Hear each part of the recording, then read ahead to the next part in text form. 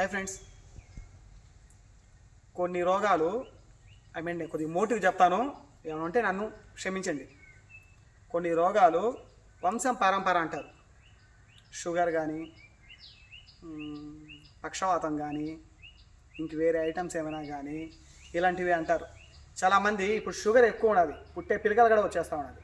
మనం జంకు మనకి యాడ్ వచ్చేస్తుంది, నడి వయసు వచ్చేసింది, మా నాయనకు ఉన్నింది, మా తాతకు ఉన్నింది, మా అమ్మోళ్ళకు ఉన్నది, నాకు యాడ్ వచ్చేస్తుంది, ఇప్పుడు నాకు లేదు, నాకు యాడ్ వచ్చేస్తుందని చెప్పి అనుకునే వాళ్ళకి చిన్న సలహా నాది.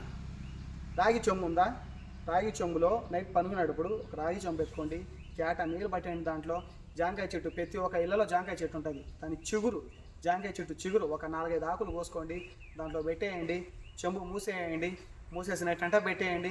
తెల్లారితో పరగడుపున ఎట్టా నీళ్ళు తాగాల్సిందే, పరగడుపున తెల్లారితో పరగడుపున నీళ్ళు తాగండి. వాష్రూమ్ బాగా అవుతుంది. రక్త కణాలలో షుగర్ కణాలు ఉంటాయి, మన రక్తంలో షుగర్ కణాలు ఉంటాయి, ఆ కణాలనే చంపేస్తుంది జాంకాయ నీళ్ళు కానీ తాగితే. జాంకాయ చెట్టు ఆకు నీళ్ళు కానీ తాగితే ఆ కణాలను చంపేస్తుంది. క్లారిటీగా చెప్తాను, కానీ బాగుంటుంది. పాటించండి ఫ్రెండ్స్.